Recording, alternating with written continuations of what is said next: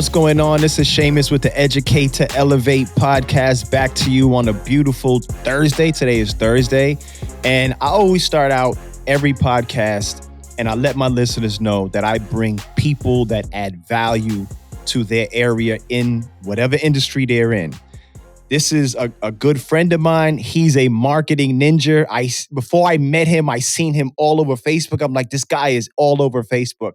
My brother Esteban, please tell everybody where you're from, what you do, and just give them a little bit of information about you. Thanks, man. My name is Esteban Andrade. I was born in Colombia and ultimately raised partially my life in Toronto. So I'm also Canadian. So you'll see that sometimes I'll pull the A, I'll pull the hey, the nice guy, kind of guy, and I will be making sure that I'll give you the best on everything that is REI marketing and conversion, because we've been focusing on that for the last 2 years and a half. When I went into this game, I understood marketing and conversion were the most important pillars of this game, which is wholesaling, right? And it's funny. I try to tell all new wholesalers they're trying to get all of the magic sauce. I'm like, it's a sales and marketing company. That's it. Yeah. If you can't Yeah. market, you can't get people through your front door, and you can't close them. So Yeah. go ahead. What you gonna say? So it's funny because when I started in this game, man, about 2 years and a half, I started because I was helping Cash Buyer ultimately finding new opportunities because he had the fulfillment already done. Like he was doing property management, he was acquiring his properties, he was flipping them. The fulfillment was really good. He was one of the best real estate investors that I met in Detroit, but did not have the most important thing, and that is acquiring new opportunities with new properties. And when I started working with him was because he needed to get more houses and he didn't have the ability to get more houses, and potentially he had the ability to negotiate, but just get more houses itself was just lacking. So that's how I started. And I found that people have this first issue, which is generating the leads, generating the opportunities with new houses. And you might be the best real estate investor. You might know your numbers. You might know how to create all these deals and structuring it. But if you cannot get in front of a seller, and this seller is actually wanting to sell and wanting to talk about this offer that you have, and it's the right opportunity to create a flip, a wholesale, a long-term rental. If you don't have that, then you're never going to be able to run this business or grow this business. You're just going to be doing one-offs here and there. Yeah. Yeah, it's Mhm. 1000%. And plus, you know, when you're doing the marketing, especially specifically the digital marketing, it's a different type of lead that comes in. I love those leads because every time you ask them, hey, what you're asking for the property, they'll give you a number. A cold caller, you're gonna have to ask him 7 times, and he's like, you call me. So I love the inbound leads. Let's backtrack a little. You said you're from Colombia. I never been to a Mhm. Colombia. I was supposed to go about a year ago to do some business over there. Tell us, what it was like growing up in Colombia and then moving to Canada. I don't know if you like Drake. Drake's a Canada guy. It's a big guy over there. But, you know, what experiences did you have moving from Colombia over into Canada, into the States? How was the culture shift? And, how did you grow up? Yeah, I'll give a very short but really juicy thing. So I was born 1 year before Pablo Escobar was actually killed. Okay, Okay. and during that time, I remember that my parents used to be overprotective about everything and anything because there was explosions and terrorism basically happening everywhere. And my dad just wanted to make sure that we had a good community that we live in. So we always live, for instance, in in a buried community. Basically, like there's security guards, there is like enough protection, security. Just because during that time there was like a lot of things going on. This is about 30 years ago, and so I grew up in a very peaceful, stressless manner because my parents worked their ass off. They spent way more in like where we live and education than they could potentially afford just so that we don't have to live that. But I do have friends, for instance, that they live throughout the entire I want to say just just narco cartel type of times. So when I grew up, I was able to grow up with a great education, like a private school, not not having given the chance that anything happens, because in that time, after Pablo Escobar actually was killed, there was so many different cartels that kind of came out of nowhere. Like Nowhere, yeah. think about a spider, like a big spider. You kill the spider, there's many spiders coming out, right? Hmm. So I grew up in a country where I felt safe because I was just outside of that circle. However, there was a lot of people that were fleeing to the United States and fleeing to Canada because they either were wealthy and they were being basically terrorized by this entire thing going on, and also the economy. They were being there in life threats and things like that.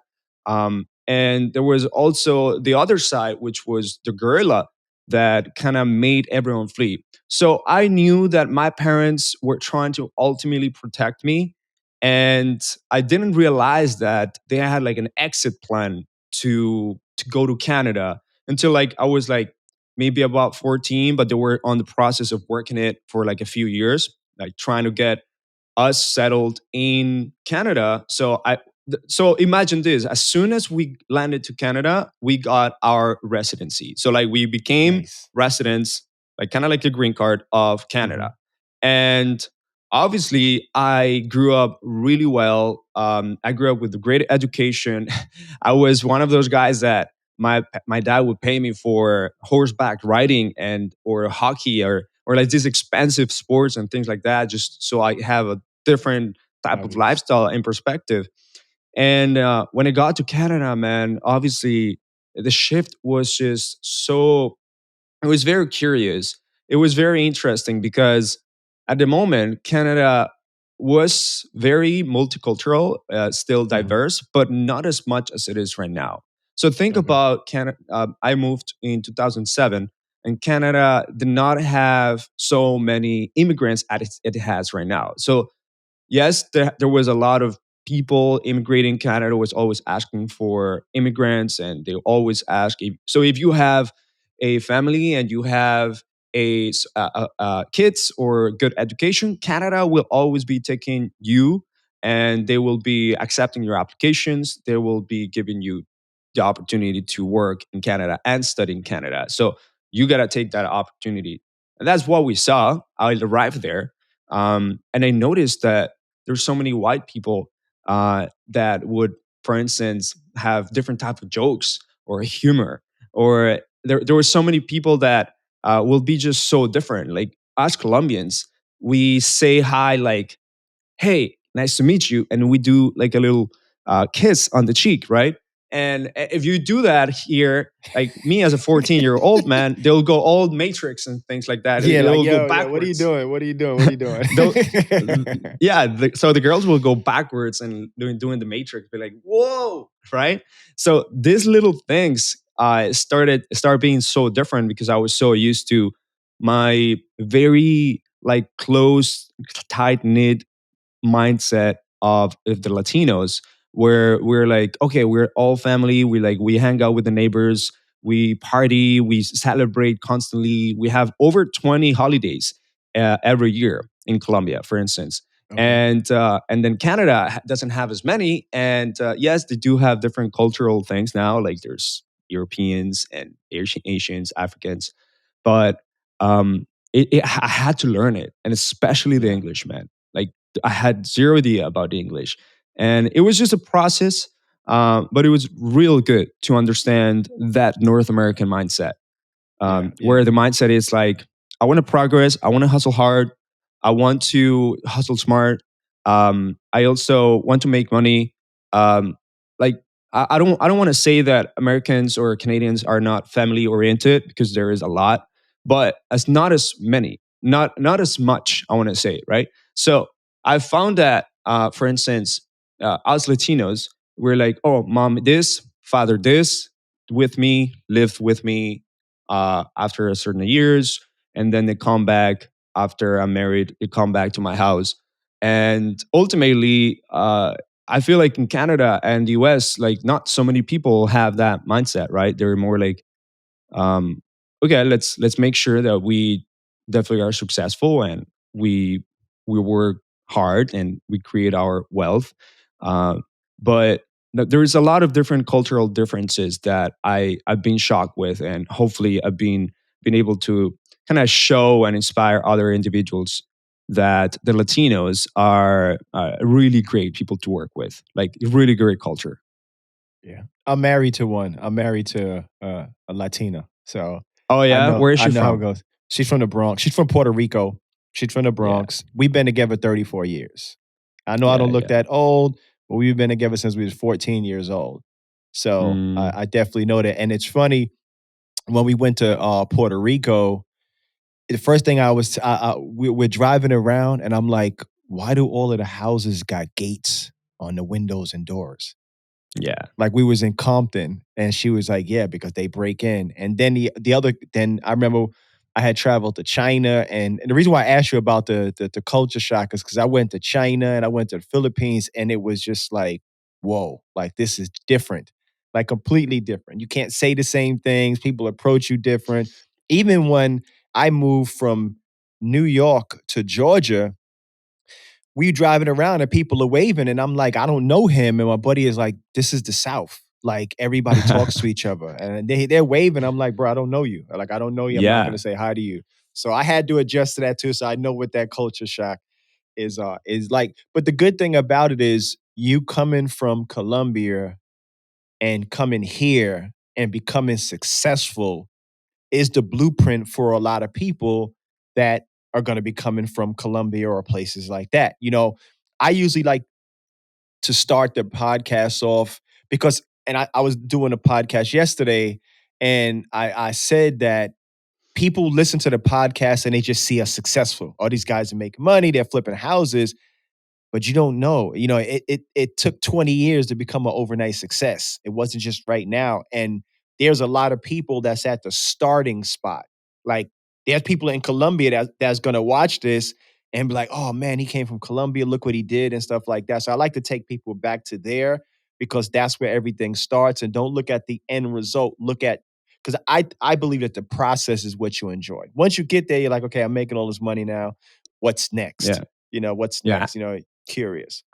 And I feel like people from our country, South American third world countries, they develop this grit, this tough skin because there's Mhm. so many like worse things that are actually happening there compared to the US. Here, the first world problems are not like the third world problems. The third world problems is actual pure poverty. There's no food. Yeah. There is either war or there is internal civil war, terrorism, whatever that is, right? Kidnapping, call it whatever.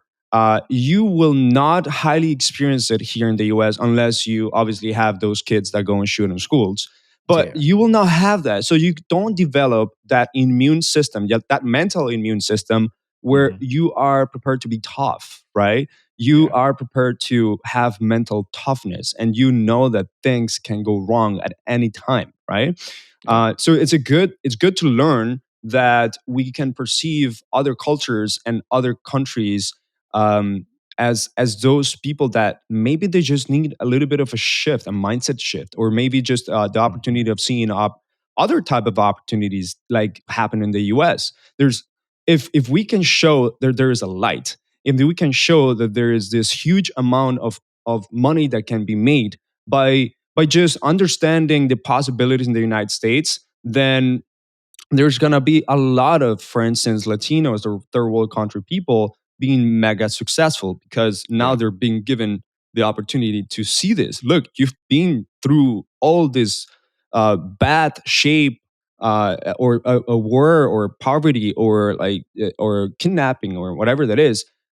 You can make it in the United States as well. Mhm. Just come and change a piece of this world and do something about it because you will be able to able to use that tough skin to do a lot of impact.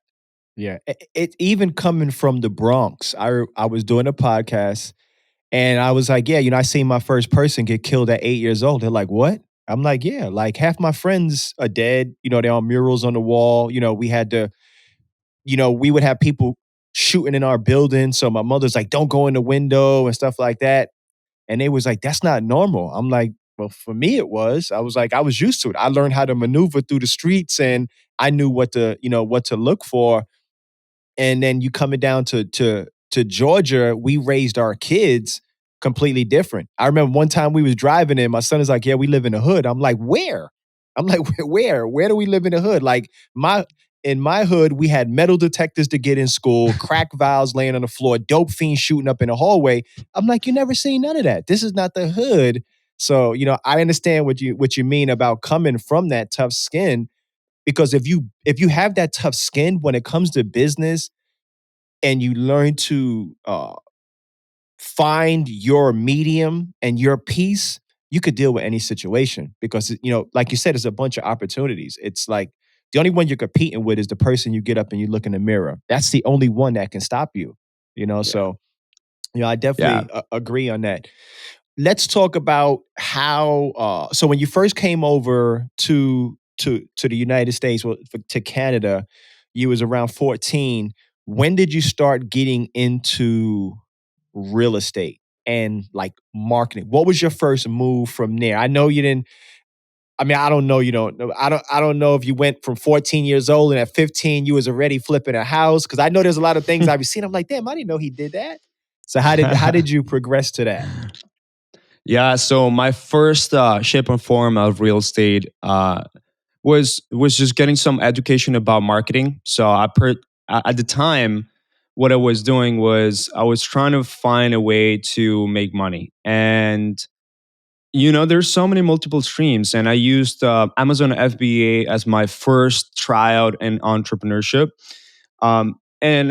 And this is something that if we were to backtrack a little bit before, I had developed throughout, let's say, 1 year and a half or 2 years, a very tough mental skin.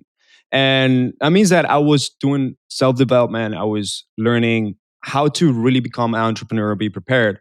And I was doing that every single day, listening to great podcasts and books. And then one time, obviously, you must read Poor Dad, Rich Dad, Poor Dad. And then it makes you understand that there's so much opportunity and directly correlated with real estate. So in my self development part, I was like, with real estate, we can create so much more. There is wealth there. Everything is connected right now on real estate. You need an office, that's real estate. You need to live somewhere, that's real estate. You need to do anything regarding physical stuff, that's everything is real estate. Land, like everything is real estate. Mhm. So when you understand that there is opportunity in real estate, and it's a very very stable channel and vehicle, then I started saying, like, how can I get into? And I ended up going to a mastermind, or no, I'll call it, I ended up going to an event by Fortune Builders. What it was 3 days that taught me about Nice. reverse wholesaling, flipping, all these huge amount of opportunities and different strategies in order to make it in real estate. And by the end, they'll try to sell you the $60,000 package. And we were Package. like, damn, I went there. right? I went there. As soon as they put the number up, I'm like, I'm out.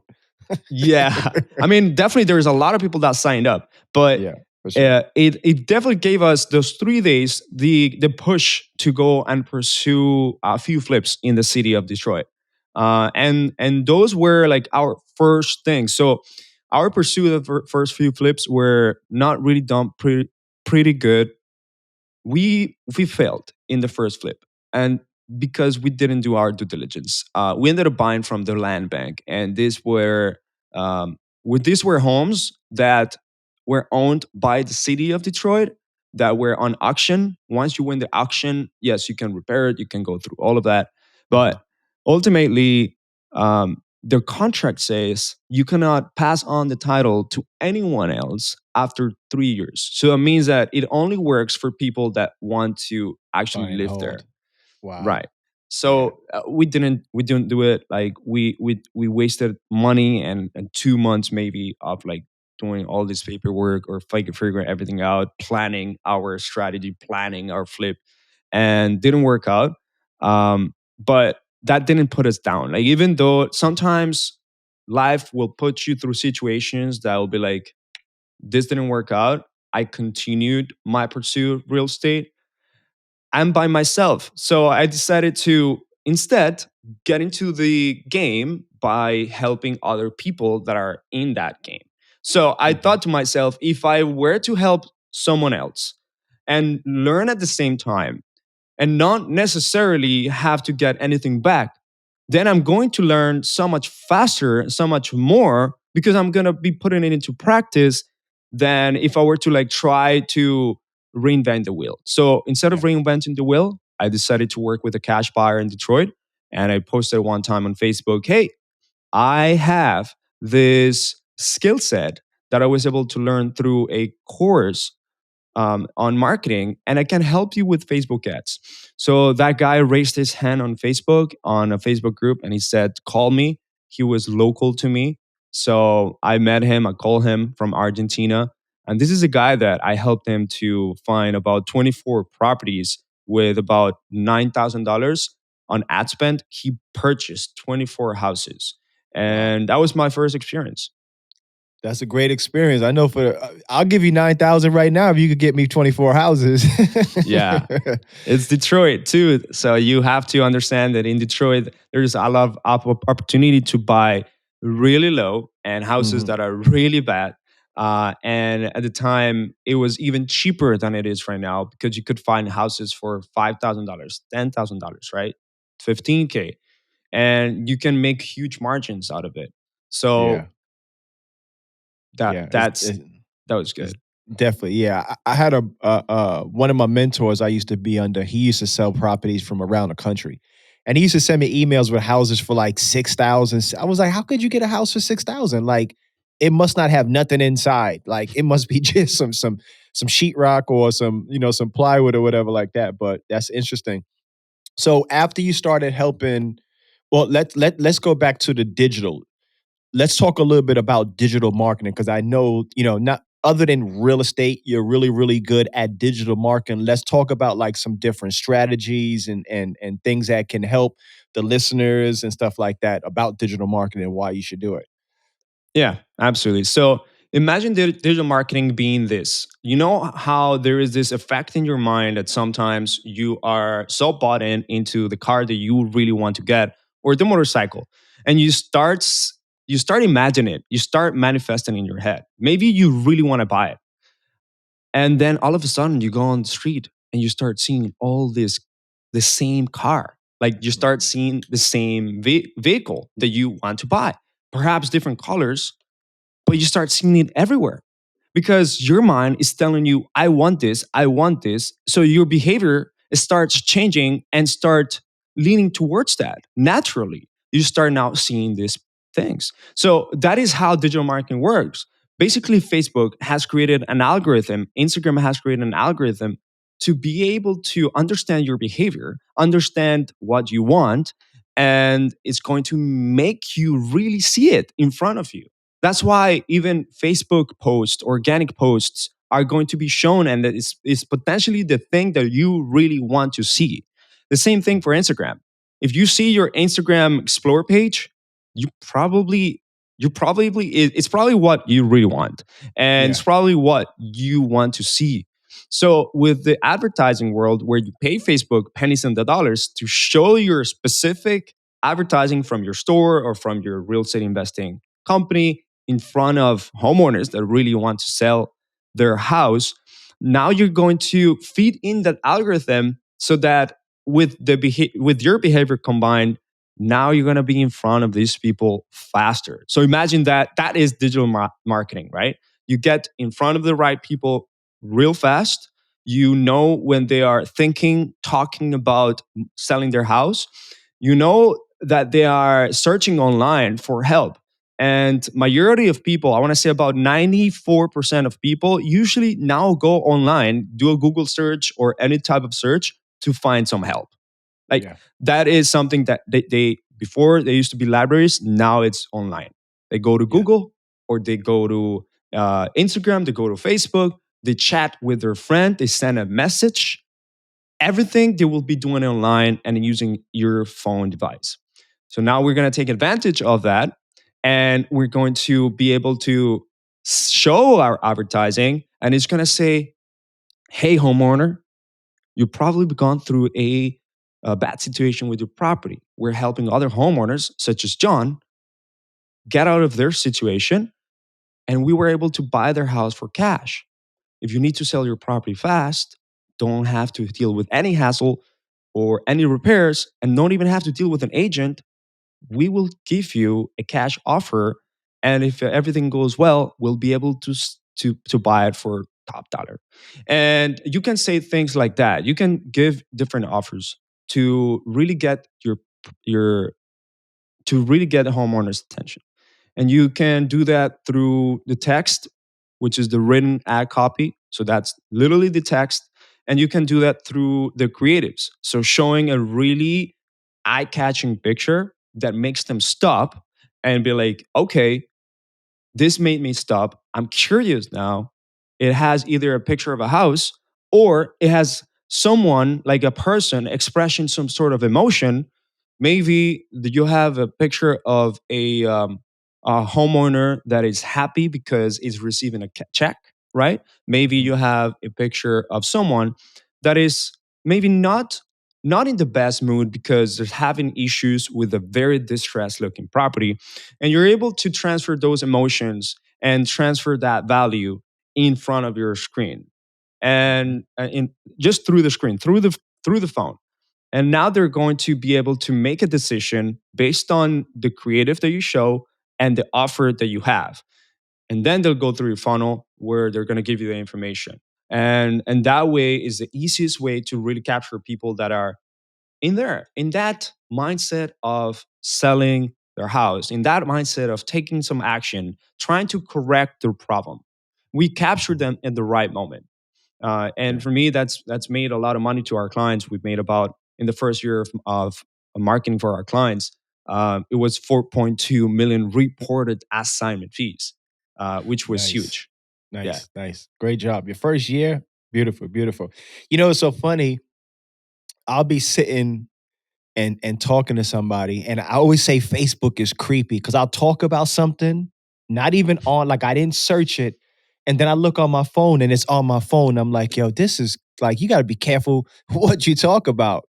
We was talking about something, and we didn't even have the phones on. I mean, we wasn't talking. I wasn't asking the questions. And I look at my phone up and I show my buddy. I'm like, yo, look at this, man. I'm like, this is creepy.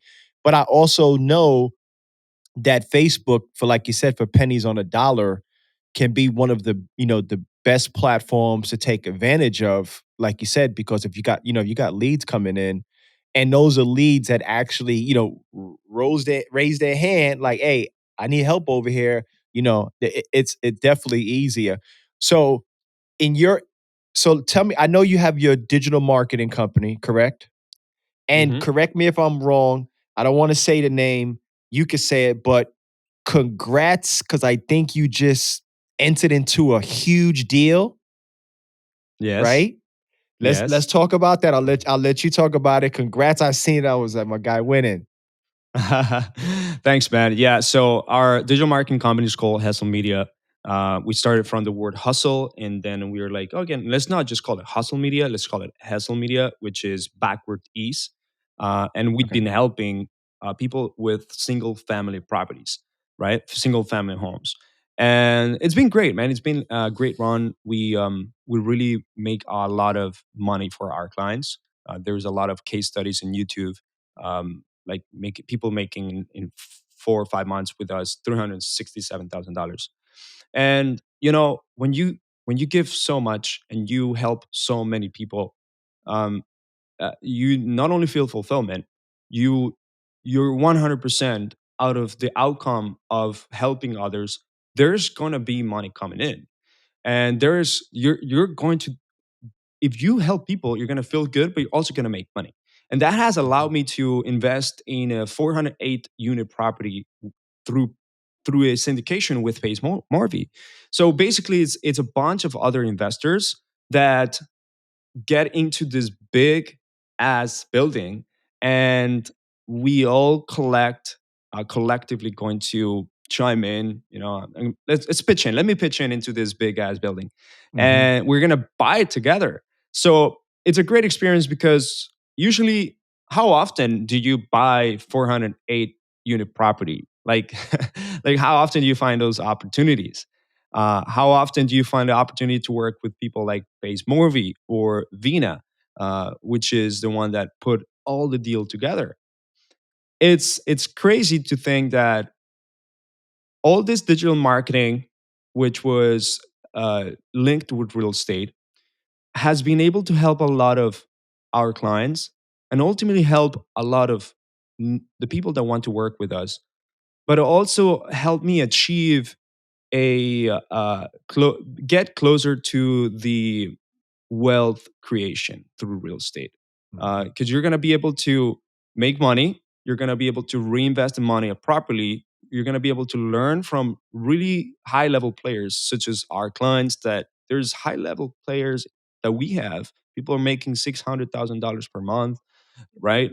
Over that, and we are doing their digital marketing, and these people teach you something that maybe you don't know. And working Mhm. alongside with them in proximity with people like that, people like Pace, being in the right coaching, will provide you opportunities like that, man. That property itself make me not only made me have a really big portfolio of properties right now and add a lot of experience. Now I'm gonna go. Now I went to that property. I went and walked through it with Pace. We had great conversations with Pace.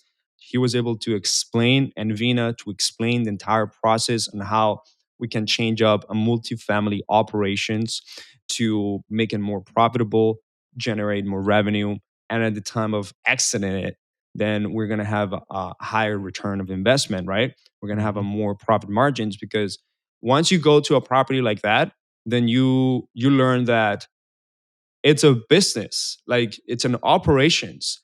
You have to get clients, you have to retain your clients, all of these people Mhm. living in the property. You also have to get clients in the end side, which is other investors, and retain your investors. So you have clients here and you have clients here in two sides. You have to be able to get your renters, you have to be able to get your investors, you have to be able to retain your renters, you have to be able to retain your investors, and you have to be able to fulfill for these clients and have a great operations where part of the retention process is having great fulfillment, being able to have Mhm. great amenities, but maybe a consistent touch base and check-ins with all your clients, and you understand the power of just Yeah. servicing people, and at the same time, how marketing really well can change up the entire business. So, for example, the 408 unit property, they did a rebranding. The first thing that we did in the first month was a rebrand, right? Mhm. So it used to be called, I think it's the Accent, and now it's called something else. Where the brand is now going to attract other type of renters and individuals. We're going to be raising some of the rents. We're going to be upcharging some of the features that used to be free that shouldn't be free. Mhm. So basically now everyone has to pay for this specific thing, increasing the revenue. We're going to sift through the noise, and basically the clients that are not supposed to be there. Sometimes you have bad clients. Sometimes Mhm. you have clients that are not going to pay you as much money, and or they're just avoid paying you what you're worth it. You're going to remove them, and you're going to bring in high quality clients, so the high quality Mhm. renters, and not necessarily for the purpose of increasing the occupancy rate or the occupancy percentage of that property, but to Mhm. increase your profit margins, to increase the revenue that it creates, right? And so many other great tactics that you are able to really learn from those type of operations, man. Like having a multifamily is quite different than having a single family. Like it's another business model. 1000%, especially if you have a property that you can do a value add. Like my buddy was telling me about it. I think it was a 12 unit he bought.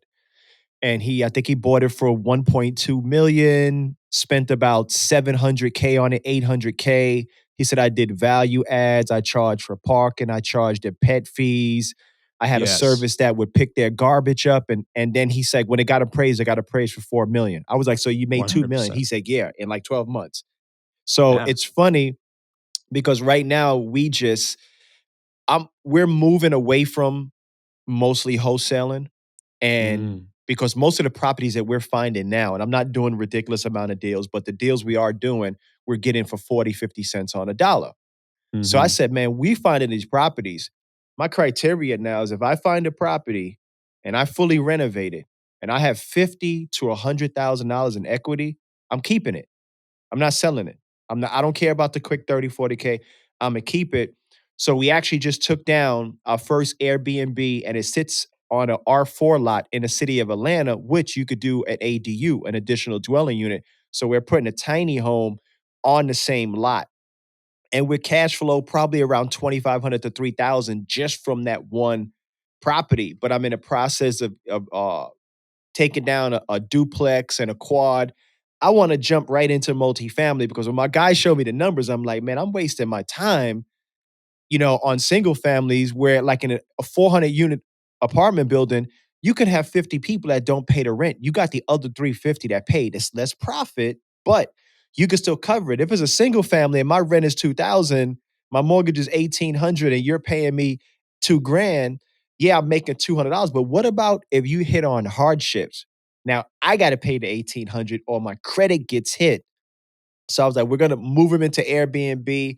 And then we're in the process. I had asked my wife, I said, let's name 5 locations we like to spend time. And it was like Destin, Dominican Republic, California, Colorado, New York. I said, we're gonna find properties in those areas, luxury properties that we can Airbnb out to corporate and everything.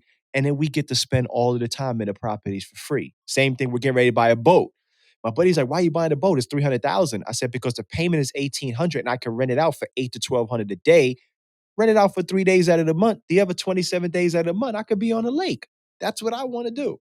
So Yeah. multifamily is completely different. I agree. So is that the first multifamily property that you're involved in? Yeah, well, yes, directly involved. Yes, we had a multifamily conversion recently from an inbound lead that we found a duplex for a partner of ours, and the guy they turned it from a duplex to a quadruplex. So Nice. they're changing the entire structure of it because if they were to be doing a regular rent, it wouldn't make sense. But quadruplex on Airbnb here in Miami, It's crazy. and that is like Miami Design District, is going to blow up. Like each Airbnb can be rented easily for, I want to say, $300 a day or something like that in that area. Uh, 200, let's say minimum.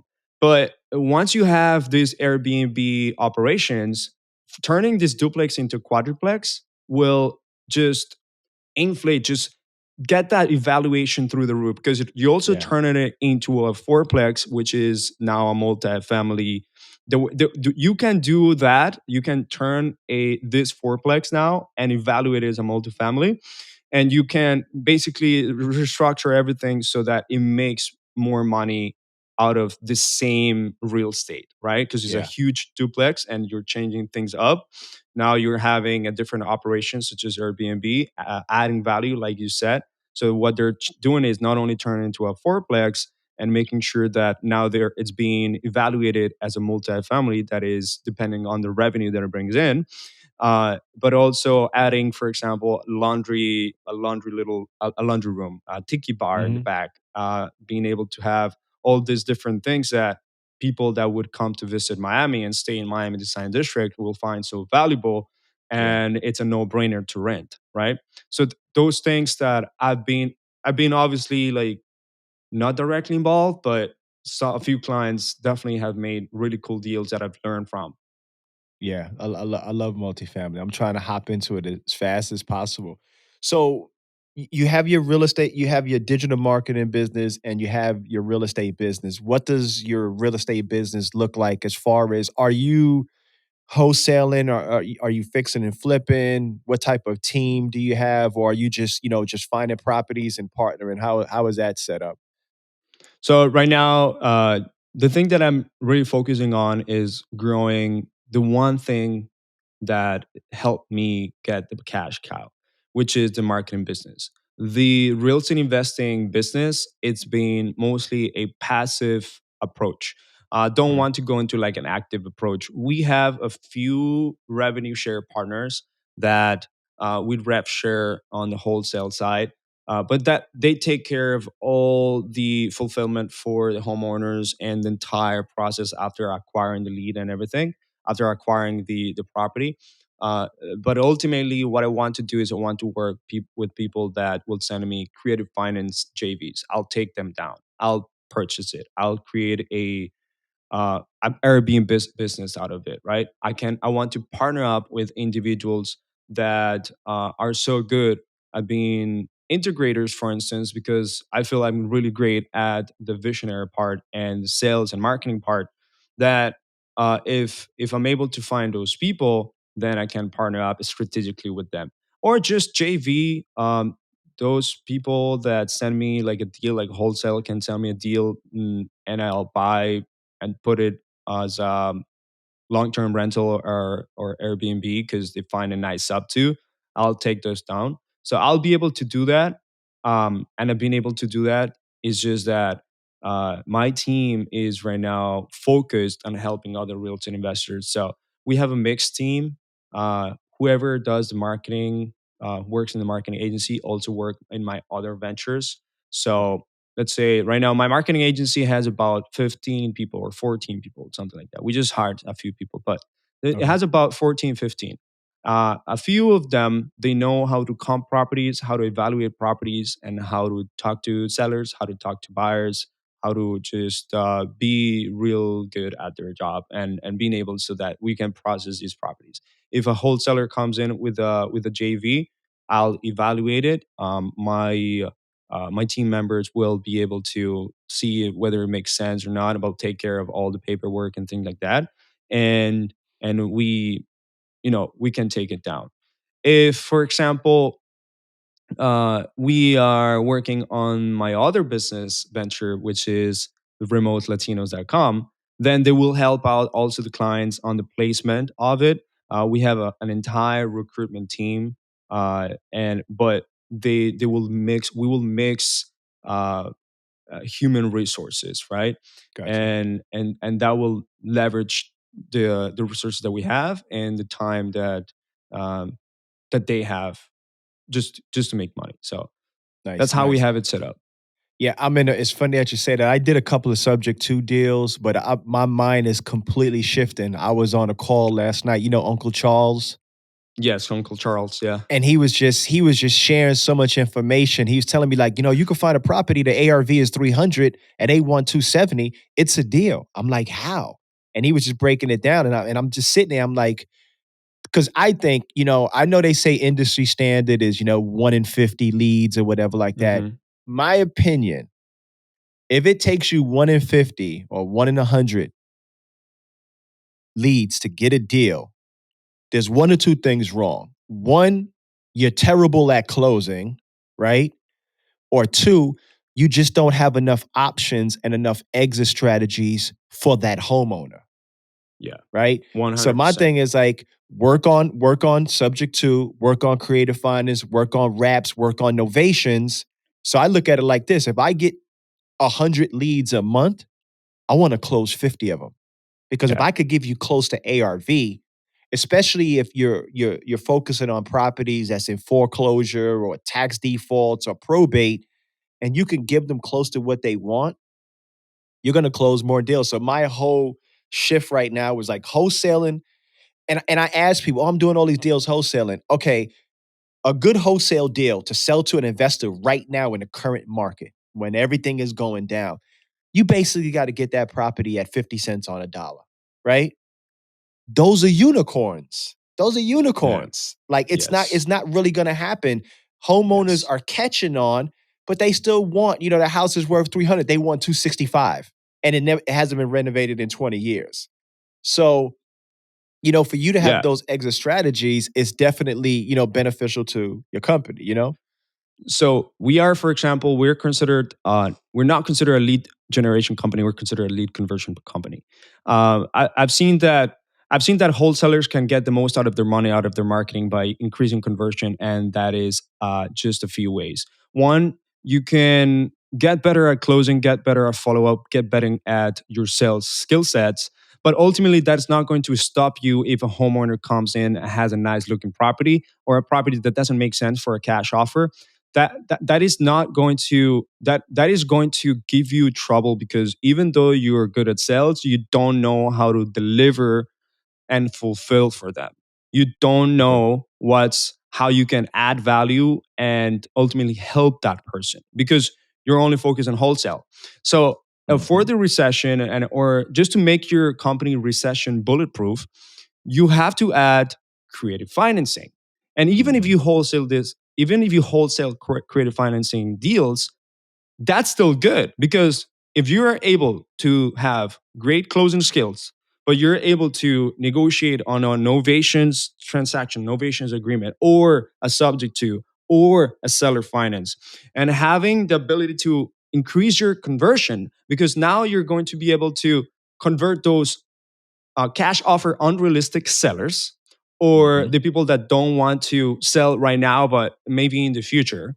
Mhm. If you're able to convert those by having these different opportunities and fulfillment option for your sellers, and then you're also good at sales, which means you're good at following up and understanding your pipeline and how much opportunity you have in your pipeline, then that is going to increase your conversion. Usually what we see is that wholesalers have about 5% conversion rate. A wholesaler that does creative financing can increase their conversion rate to 8 to 13%. We've seen 15%, and that is the immediate conversion. All right, so that is like from the leads coming in. All right, like the leads that are coming in right now. Obviously, as you build up leads and you build up opportunities in your pipeline, and then you follow up with them, you're going to be able to convert more as the time goes by and the compound effect of follow up happens. But to increase your immediate conversion, you have to have that. Like that's the Yeah. only way for us to really help our clients. So when people come in to the agency, we set that expectation. Here, these are wholesalers, but not every single homeowner has a cash offer type of property. Like you said, it's unicorn. You have to be able to be open to learn these other ways to fulfill your clients, right? If you Mhm. come to me and you don't want Facebook ads, but you want PPC, and I cannot do PPC, only do Facebook ads, I'm not able to fulfill you, even Right. though you want inbound digital marketing, but I'm not able to do PPC. So I have to have PPC as the second option. Or maybe you already have Facebook, you already have PPC, but there's nothing else we can do, but you still have a pain point. Potentially I can help you with YouTube ads, or I can help you with TikTok ads, which we do TikTok ads. So if you don't have really different ways to help your clients on the current pain points, especially right now in during the recession, it's going to be very difficult for you to even convert, and you're also Yep. going to be left behind. So we Yep. come in, we give our clients these tools, these resources on how to follow up properly, how to become better closer, and also we have internal master classes on creative financing. Like we're part of Sub 2. So we have master classes to help them understand that there is so much more further than just wholesaling, because wholesaling became just so popular, just became the baseline of it. It's just the baseline. It's just the normal thing that you can do. But how can you over deliver to your clients? That's exactly how you make a change, and that's how you can ultimately make more money. Exactly. It in this industry, when it comes to wholesaling, there's a low barrier of entry. Yeah. So everybody thinks that they can do it. That's why you see a lot of the states now implementing, you got to have a real estate license, you got to have this, you got to work with that. For me, it's going to wash away all the unethical people I mean, I see some unethical stuff. I'm like, you're locking up a property, and you can't sell it, but you put a memorandum on it just so when they do sell it, you could get paid. I'm like, that's not the way to do business. So it's gonna wash a lot of people out. But as I'm sitting there, I'm saying there's no way it should. You have 50, especially if it's inbound. You have 50 people that want to sell their house, and you're only converting one or two of them. That, to me, that really doesn't make sense. I'm like, okay, like you said, can it be seller finance? Can it be subject to? Can it be a wrap? Is it a wholesale deal? Is it a cash offer? My ultimate goal, and I'm saying this now on this podcast, right?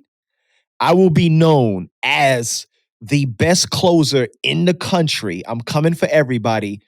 I'm going to get to 1 to 8 or 1 to 10 on my conversion. So if I get 100 leads, 10 contracts. If I get 200 leads, 20 contracts. Me by myself, not even training AQMs or nothing, because I've been in sales for 27 years. And I ran seven-figure companies where I handled all 300 accounts. And I used to have a 50 to 60% closing rate. So 10 customers would come in, six of them I would get under contract, right? Because I Yeah. know exactly what they need. And if they want to sell it, and you have, especially with the creative finance, if you could take a property that's worth $300,000 and they want 265 or 270, and you can find a way to make money with that, in my eyes, you should damn near close every deal. Like, you should have a solution for every deal, because they do, especially with innovation. Okay, yeah, I know, this, the only way we're going to be able to do that is we're going to have to list it, right? So you go through the process. If the house is worth 300, the fees are going to be about 15, 20K to about 8%. So you're down to 280. And then if you go FHA or a conventional or a VA loan, they're going to come back with possibly a punch list and a repair list. So we factor in 10 grand, and then you factor in your fee. That's damn near everybody. And most homeowners, that if they want 300 and you build good rapport with them and you show them that you're an expert, they're going to take that $250,000 deal. Because I say like this. I agree with you have to build rapport and you have to build relationships, but you have to show them that you're an expert. When you call Apple, they don't say, "Hey, Esteban, what kind of dog you got in the back?" They know you're here for Apple. I'm a technician. I know about the phone, and that's why you're on the phone with me. I don't have to build rapport. I don't have to ask you, where'd you go skiing? Where'd your kid play basketball at? We're expert at what we do. These are the transactions we deal with. That's it. That's all it is. Mhm. And it takes you to consistently study and like work on your skill set. I got my practitioner's license in NLP and things like that. So for me, I'm like, I just need to use all of this because I'm just naturally good at having conversations, you Yeah. know? And imagine how many people, how many wholesalers pipeline, there's so much gold in there that you're not really using it. How many leads that you've talked in the past that probably told you, the Zillow price, or told you, no, I'm not going to accept that cash offer because I want more, or told you, not right now, I don't think I want to sell for that low. And it's still sitting there that you could potentially reactivate them, go back to them, tell them, hey, I'm testing something new in the next 48 hours. I'd like to help other homeowners to sell their house fast and potentially can even help you cash flow. Is this something that you might be interested in? And if you send out this message to all your pipeline, it could potentially reactivate people, be like, okay, this guy has something new. All wholesalers just come and give me a lowball offer. Let's see what this guy is all about. Let's see what is he talking about. Let's get on the phone once again. And you just blast a text message to all your past leads, the leads that have been in your pipeline for over 4 months, 6 months, 7 months, 10 months, that you haven't talked to, and you'll be surprised how many people first you can get on the phone, how many people might be interested in selling their house and even cash flow, which ultimately would be through creative financing, right? And just ultimately relieve their pain, because there is Mhm. a lot of opportunity in people's pipeline, wholesalers pipeline, that you can reactivate cash deals, creative deals, or any type of deals that are in there, like if Mhm. people need to send a reactivation campaign. Yeah, definitely. It's funny. It's funny that you say that. Last week, I put It was a townhome, the townhome we put under contract. And I had talked to that lady 6 months ago. And I was like, you're going to be around that 60, 70K mark. No, I'm not interested in it, whatever like that. I got it under contract for 62,000. Needs about 25 grand worth of work. The ARV is 180. So the issue was she's going to war with the HOA. She's behind 12 grand. So I said, this is what we're going to do. I'm going to give you the 62,000 for your property. I'm going to take care of the HOA. I'm going to negotiate the HOA down, take care of that, dump the 25 grand into it, be all in at 100, 110, and have 60 to 80K in equity. I could do one or two things. I could just sell it and get the quick 50 to 60K, or I could just put a renter in there because the rent in that area is about 1,600 and I can cash flow $700 to $800. Yeah. Right. But it was me getting back on the phones, and this is my thing. The reason why we was talking about the inbound marketing, this is just, I know all of the big players in the game. We had this conversation. You was like, man, I don't know how you know all these people. I'm like, I know a lot of the big players. We all try to follow a certain system. My thing is, when you start to get 1,000 or 2,000 leads in your CRM, there is no possible way that you can do an efficient follow-up campaign without having 30 VAs. You can't. You can't. I don't want that. But like you said, there's 30 people you got to manage. And I hear everybody, I got 20 cold callers, I got 5 lead managers, I got 5 AQMs, and you're pulling your hair out because those positions continuously rotate. You can have an AQM in there, he's crushing it. He has a month where he makes 30 grand. I'm not coming in no more. I'm gonna start my own business. Cold calling, to me, I praise the cold callers because I don't see how you could sit there for 10 hours and have people say F you, sending you middle finger emojis. I don't have the patience for that. So Yeah. bless their heart. That's a skill set on its own. But you know, I just did a whole shift and I was like, man, we have to go the inbound route. We could keep up, we could follow up more and just have more exit strategies, So Yeah. The beautiful thing about inbound too is that you're going to have less leads, but higher quality. You're going to have higher quality conversations. And ultimately, your conversion will be higher. You don't have to go through so many leads. And like you said, you don't have to follow up with so many cold based leads. And you can leverage time. When you leverage time, you're going to be able to do so much more higher end things or just be able to expand your business now because you don't have to manage so many virtual assistants. However, I do want to add something from what you mentioned is that even if we are having high quality leads that cost maybe just a little bit more than a regular cold call, and high quality leads that do pick up the phone or people that will definitely want to talk about an offer, want to talk about cash, selling their house. Even if you have that 4 months down the line, there's still a possibility that you'll stack up leads. 8 months mhm, down the line, 5 years. Imagine if you consistently are getting homeowners raising their hand. In 2 years, how many people are in your pipeline? So, one thing mhm, that a lot of wholesalers are missing out is having a reactivation campaign. So, what is a reactivation campaign? It's a campaign of a text message and even email plus a phone call where you are getting back to people that you haven't touched base with in a specific time period, let's say 3 4 months, and you're sending an SMS blast, reactivating them with an offer. I'm not saying like, oh, here's $50,000, but an offer saying like, hey, we're looking to help more homeowners. We recently helped John sell for cash. Are you still interested in selling? Or we're testing something new in the next 48 hours that will allow you to sell your house for fast for top dollar and even cash flow. Would you be interested in this? So reactivation campaigns will allow you to get people's attention once again. Maybe they're already a little bit cold, but they had an intention in the past.